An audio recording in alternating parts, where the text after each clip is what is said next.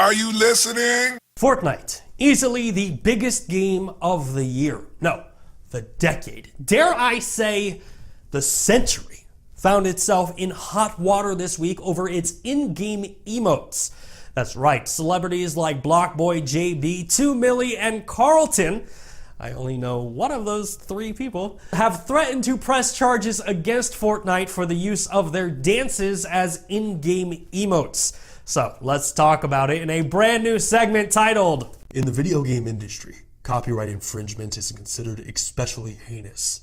On the Nerf report, the dedicated detectives who investigate these claims are members of an elite squad called Gamers Court. All rise for the Honorable Bryant Chappelle. You may be seated. We are here today as the defendant Fortnite has been accused of stealing dances as in-game emotes.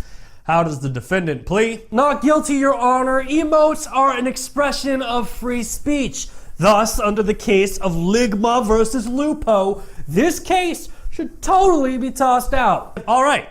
And how does the plaintiff Alfonso Ribeiro plead? What? You actually thought I could afford to get Carlton?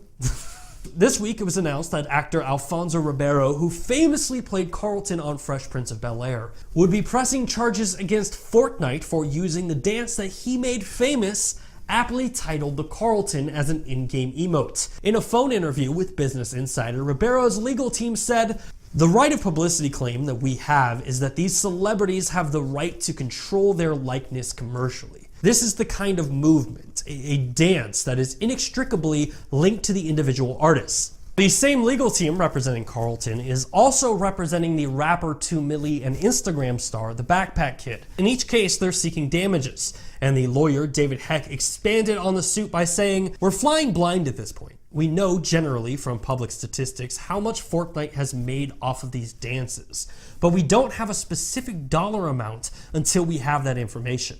The artists want to be credited.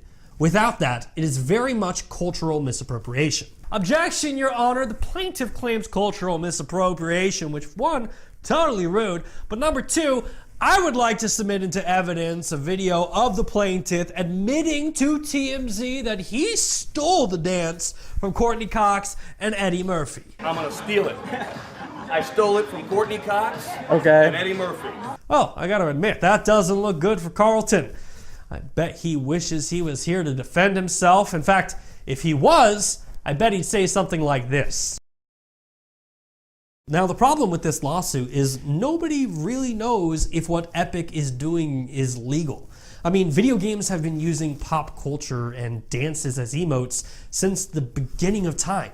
And anytime someone uses copyright law to defend something, you have to take that with a grain of salt due to those laws being created in a pre-digital era. Now, the court dates for this case have yet to be set, but don't worry, we will be paying very close attention to this case as it could affect the entire video game industry.